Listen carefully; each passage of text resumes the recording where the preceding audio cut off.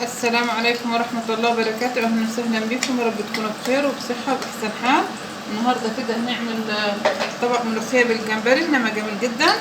طبعا كده هنبدأ الأول. بسم الله الرحمن الرحيم. معنا حلة فيها كده معلقة سمنة أو معلقة زبدة اللي حابة تشتغلي بيه. هننزل فيها كده معلقة ثوم. الأول كده نديهم تقلبتين، معلقة ثوم كده مفرومة يا دوبك كده بس تقلبتين، وهنبدأ ننزل الجمبري بتاعنا طبعا متقشر ومتنضف وشايلين منه كتر الرملي. هنقلب كده الجمبري كويس مع الثوم.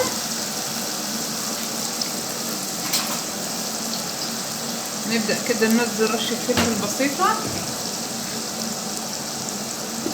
ورشة ملح، وهنفضل كده نقلب الجمبري تقليبة حلوة جدا مع الثوم لغاية كده لما ياخد كده من طعم الثوم ومن الريحة.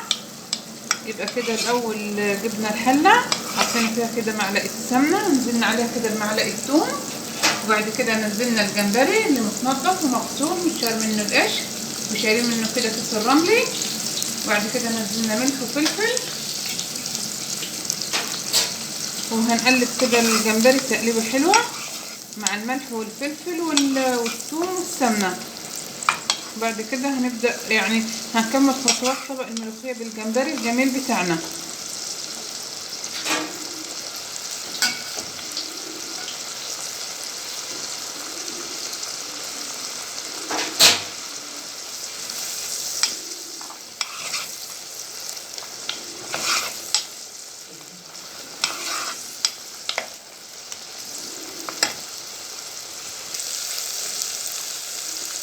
طبعا كده الجمبري بتاعنا خد كده تقليبه جميله جدا جدا كده مع الثوم والملح والفلفل ومعلقه السمنه.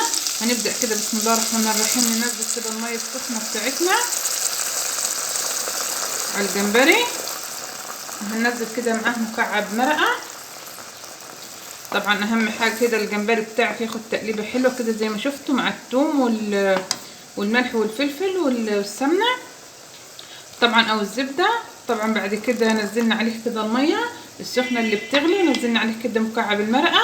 طبعا كده هنسيبهم كده يعني 5 دقايق يغلوا كده على النار، بعد كده هنبدا نكملهم. طبعا كده الجمبري غلي معانا كده 5 دقايق. بسم الله الرحمن الرحيم. طبعا كده معانا الملوخيه وهنبدا ننزلها. نبدا كده نقلب الملوخيه كويس يا دوبك بس كده تغلي غلوه واحده مع الجمبري، ونبدا كده نجهز لها الطشه. هنعمل احلى واجمل كده طبق ملوخيه بالجمبري وباسهل وابسط كده طريقه من غير اي تعقيدات. طبعا كده قوام الملوخيه بتاعنا مظبوط.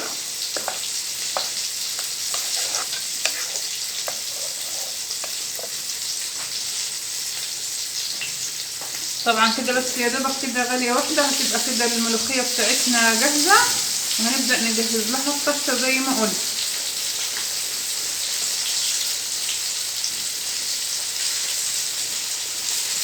يا دوبك كده بس غاليه واحده زي ما قلنا.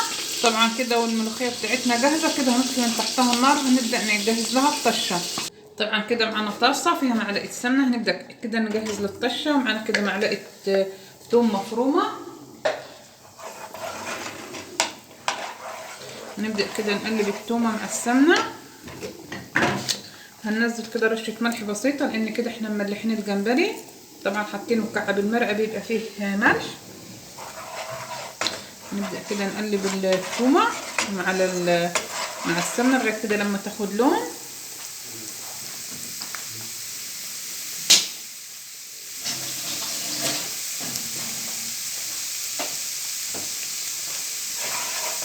نقلبها كده تقليبه حلوه.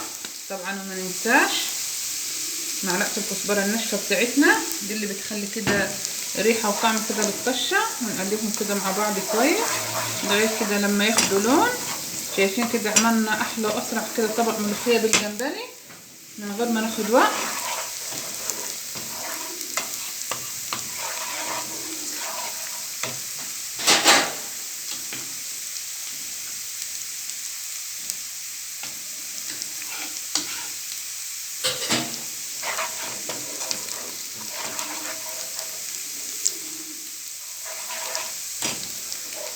لسه كده التومه بتاعتنا مخدتش لون. نفضل نقلب فيها كده كويس باستمرار عشان ما تتحرقش كده في جنب، والجنب التاني تفضل معانا لسه ما استوتش. طبعا كده الطشه بتاعتنا استوت. بسم الله الرحمن الرحيم. نبدا كده ننزل الملوخيه والجمبري. طبعا كده عملنا اسرع واجمل كده طبق ملوخيه بالجمبري، ما كملش معانا 5 دقايق. طبعا كده خلاص طبق الملوخيه بتاعنا بالجمبري كده جاهز.